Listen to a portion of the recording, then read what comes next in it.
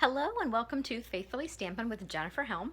I am Jennifer Helm, the Faithful Stamper and an independent demonstrator with Stampin' Up. And today I have for you what I'm calling a twofer.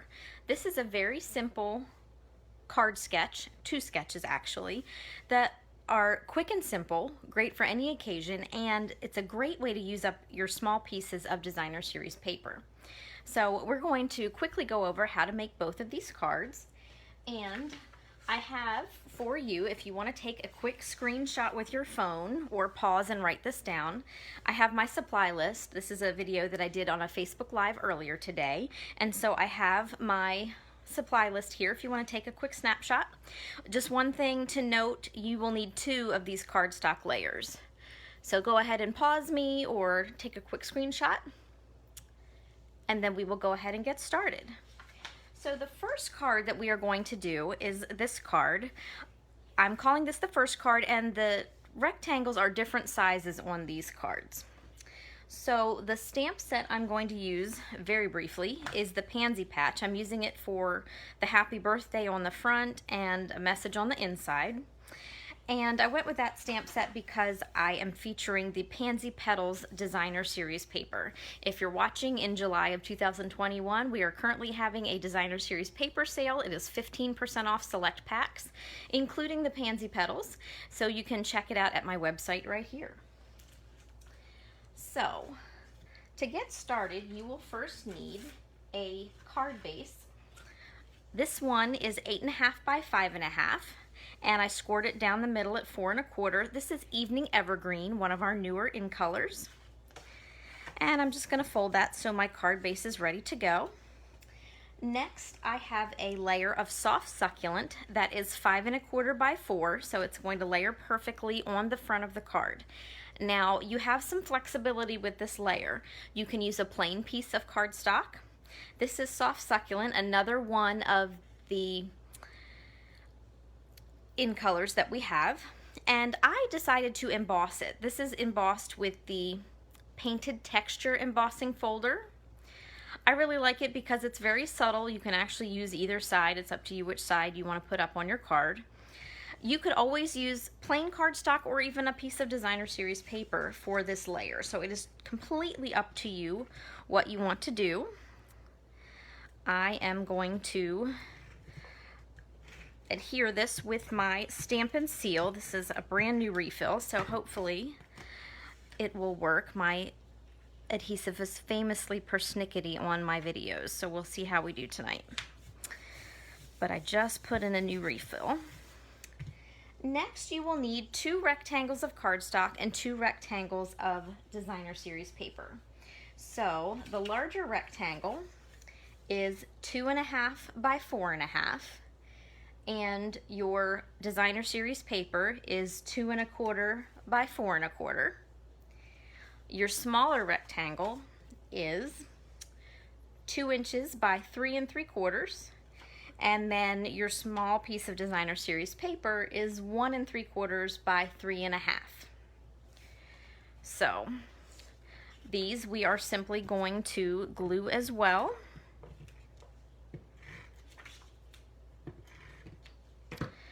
And layer them together.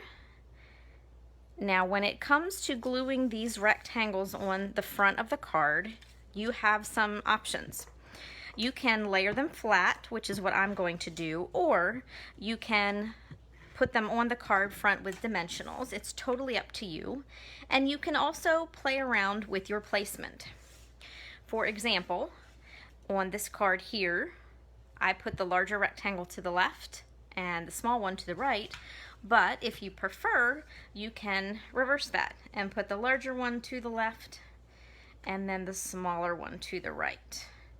And I actually think I'm going to do that. What I like to do is look at my pattern Designer Series paper and decide if there's a spot that maybe I want to highlight or cover up, and I think I'm going to cover up right here with my sentiment in a moment when I put that on. So I think I'm going to do the card in the reverse style. So I'm simply going to take my adhesive and toss it across my desk. My Stampin' Seal. And then I leave a little border on the side And just give that a good press down. And then repeat with your smaller rectangle. Sometimes I'm a little heavier handed with adhesive when I'm layering on an embossed panel or when I'm layering pieces on pieces, because I just want to make sure they're not going to walk off the front of the card. So there we go. Now I'm just going to take my sentiment. I pre-stamped this piece for the front. This is one of the Stitched So Sweetly dies. And I used the Happy Birthday from the Pansy Patch set. 2 dimensionals on the front. I'm going to peel the backing off those. And as I said, I'm going to cover up this little spot here. I'm going to leave it so I can see my bumblebees. Whoop. And you might want to watch the edges. I almost put that somewhere I wouldn't have liked it. Caught it just in time. But you can play around with your placement on your sentiment. I could have put it down here at the bottom. You can use something wider. You can even leave it off altogether. It's up to you. You can also add a little embellishment if you like, some bling, rhinestones, pearls, sequins. I chose not to put any additional on this card, but I'll show you some samples in a few minutes where you can see that. So now I simply need to finish the inside of my card. And so to do that, I'm going to bring over my Stampin' Pierce mat. My stamp set tonight is photopolymer. It's clear, and so it doesn't have a built-in cushion like our red rubber cling stamps, so I need just a little give underneath. Now this is one of my favorite tricks for embellishing the inside of a card. Sometimes you might not have a stamp that coordinates with your paper or goes with the flow of your card. So a really simple trick I like to use is to take a scrap of Designer Series paper. You can see I'm echoing the yellow from the front of the card. I cut it 4 inches wide by 1/2 inch tall. And so before I glue this down, I'm going to go ahead and stamp my sentiment, and that way if I mess up with my sentiment, I can flip it over and not have lost both pieces of paper. So I'm going to use some Evening Evergreen ink, and let's see here. Remember, just tap your stamps gently. You don't want to do CPR on your stamps and smush them in the ink pad. You'll get ink everywhere.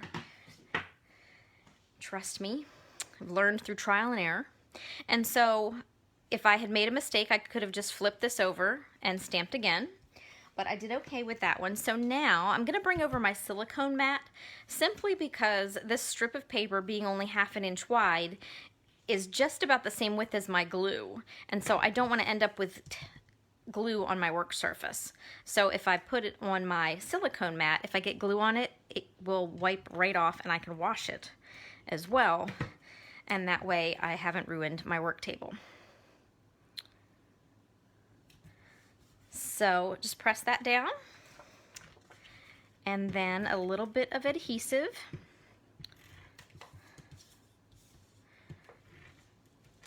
As I said, my adhesive is famously persnickety on camera. You really don't need to use this much glue, but mine apparently likes me to on video. And here we go. And just like that, I have a card finished and ready to pop in the mail. All I need to do is add an envelope, and I'm ready to go. So now we will move on to card number 2. And this is very similar in technique. You're going to see me repeat a lot of the same steps. The big difference is these rectangles are the same size. So whereas the first one was a large and a small, these are identical in shape. And for this card, I decided to use a card base that was just different sized. It opens at the top, or bottom, I guess you could say. Different orientation. Really doesn't matter, so if your card bases are the same as the first card, it's totally fine. This one I've got in Pale Papaya. And I didn't think of it, but you could probably, oh look at that, you could orient your card even sideways and that would be cute. Again, you will need a cardstock layer. I went with the soft succulent again, but for this card, I did the Macrame 3D embossing folder. Hopefully you can see that beautiful detail. Both sides of this are very lovely. I think you could very easily just use this embossing folder on the front of a card with a sentiment, and it would be very understated but quite lovely. think I'm going to use that side and layer that on. Now these rectangles are of cardstock, 1 3/4 inches by 4 1/4. This is Calypso Coral. I like to keep the rectangles the same color, but you could very easily add some more flexibility and create different colors. Excuse me. And then you'll need 2 pieces of Designer Series paper that are 1 1/2 by 4. And again, we're simply going to layer these on those rectangles of cardstock.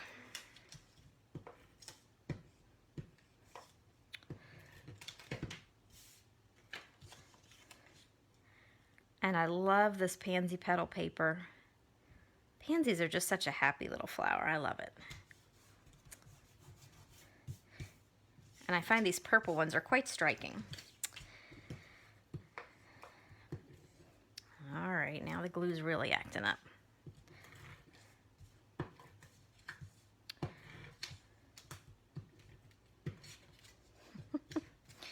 All right. It's not fun unless my glue is persnickety on camera. Here is my second Designer Series paper piece. Now, we are going to add a little embellishment before we glue everything down. So what I'm going to start by doing is taking one of my rectangles, the one I want to put on the bottom, and I'm going to go ahead and glue that down. You might want to just get a feel for how you're going to place your rectangles. I like to put one straight up and down and then angle one. And so I'm going to start by gluing the straight up and down rectangle in place.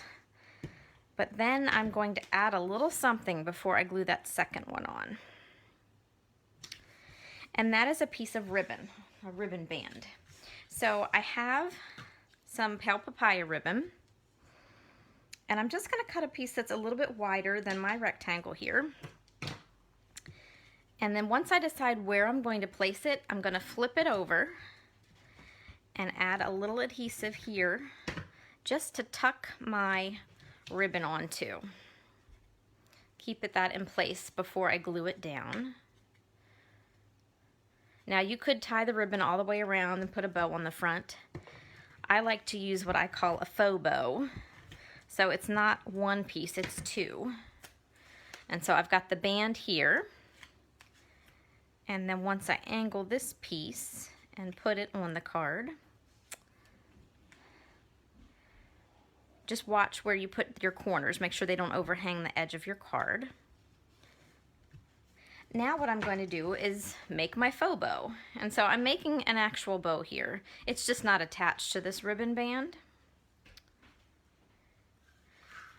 And I am not particularly skilled at tying bows. We'll see if I can do this first shot or not. Some days yes, some days no. That one I think is actually going to turn out okay. So I tie them right on the spool, and then I come along with my scissors and angle the edge, and then come back and trim my other edge. And I'm going to put this on with a glue dot. So we have our fabulous mini glue dots, and what I do is I just take my bow. I'm going to see which side I want, up or down.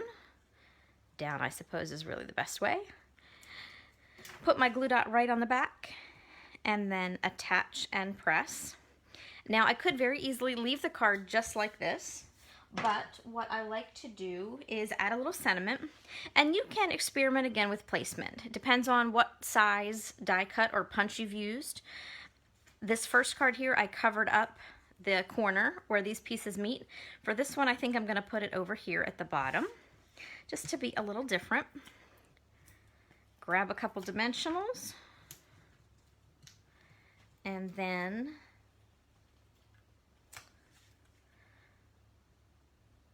put that on the front, and there you go. Front's all done. And just like that first card, I'm going to do the same thing for the inside. I've got my strip of, or my piece of basic white. I'm going to put my piece of Designer Series paper there, my accent strip at the top. I'm sticking with the Evening Evergreen ink. There we go. And this is fast drying ink. Our dye-based inks dry very, very quickly, so I don't have to wait forever or heat set it to make it dry. Again, I'm gonna bring over that silicone mat in case my glue gets away from me.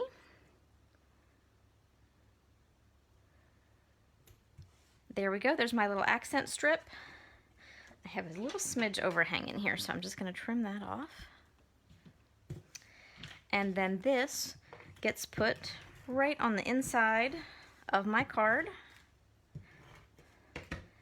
And again, all I need is an envelope, and I am ready to go. So just that fast, in just a couple minutes, I have 2 simple but very beautiful cards ready to go. So this is a great way to use up those scraps of designer series paper. If you're anything like me and you're a hoarder, you have oodles and oodles of paper scraps laying around, because I can't bear to throw anything away. I might be able to make a card with it, just like this. So let me show you a couple other samples. We'll go with this version of the card first. And I just wanted to show you, you can change up your label placement.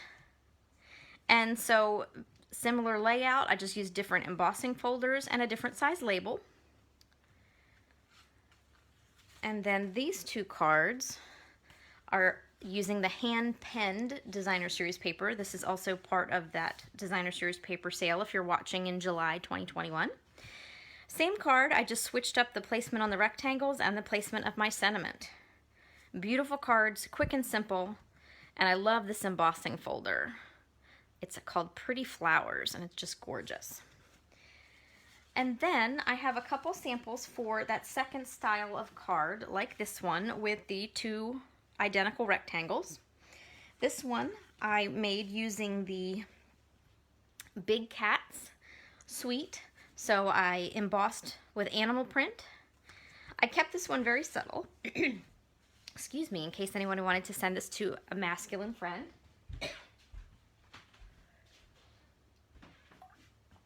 Pardon me. And for this one, I left the sentiment off, but I used a stamped image of the tiger, and you can see how I varied the placement here, and it added some very subtle bling. Here I stamped Have a Wild Birthday. Very appropriate sentiment for those cards. And then last but not least, I have another sample of the card, this one with a pop of color against some black and white. And I wanted to show you, you can also change up the orientation of your design simply by switching the direction of your rectangles. So, some small sentiments and then some embellishment, and I'm ready to go. And for these, I added an envelope flap out of matching paper. And then these cards are ready to go as well. I hope you enjoyed learning this quick and easy card sketch to use up some of that designer series paper at home. If you are not working currently with a demonstrator and you would like a copy of either our annual catalog or our brand new mini catalog, it says July to December, but this one has actually been bumped back to August thanks to COVID and some shipping delays. But I'd be happy to send you a copy of this and a copy of our celebration brochure. Just reach out to me through my website or over on Facebook at The Faithful Stamper, and I'd be happy to get in touch with you and help you out with that. Thank you so much for joining me today. I hope you enjoyed learning how to make the cards. Take care and happy crafting.